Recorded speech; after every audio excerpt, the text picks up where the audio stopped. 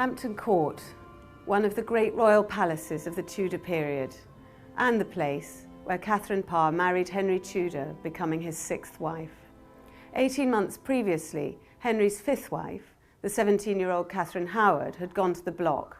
She had committed adultery, and as Queen, that was deemed to be treason. It was only a decade before that Henry had broken with the Catholic Church. The ancient monasteries had been destroyed and a way of life with them. But the new church was in its infancy, and with Cromwell, who had driven many of the reforms now executed, Henry seemed to be leaning back towards conservatism in his old age. As a consequence of all this, the country was in a state of instability, with religious laws constantly being changed, leading to much confusion and dangerously polarised factions at court. And Henry wanted a new wife, not a role many women would relish given his history. 31-year-old, twice-widowed Katherine Parr was one of the women he had his eye on. Her family belonged to the religious reform faction at court, but she had been married to a conservative northern lord for many years, and it is likely that she was assumed to have shared her husband's beliefs.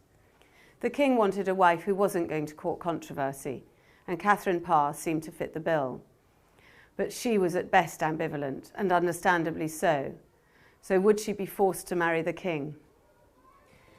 It only begins to dawn on her now that the king will take her for a wife, and she will not have any choice in the matter.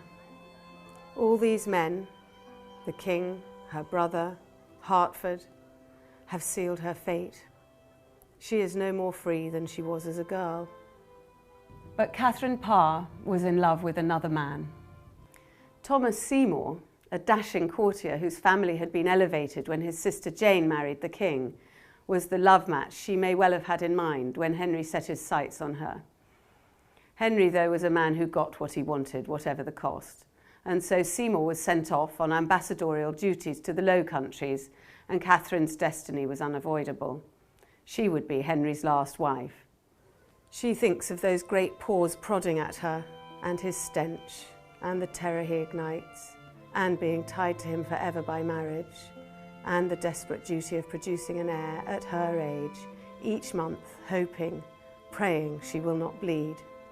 It is a whore's job, this business of being a woman. Henry himself was well into his 50s and was not a well man. There are various theories about what he suffered from, and most historians agree now that it was not syphilis. A more plausible explanation of his symptoms, excessive weight gain, erratic mood swings, ulcerating wounds that wouldn't heal, is that he suffered from type 2 diabetes. Though Henry had a son with Jane Seymour, in those days many children did not survive until adulthood. So in the king's mind, a single son was not enough. And there was the treachery of a court that had seen families like the Seymours raised up by dangling a beautiful female relative in front of the susceptible king. What will become of Catherine in this marriage? And what about her love for Thomas Seymour?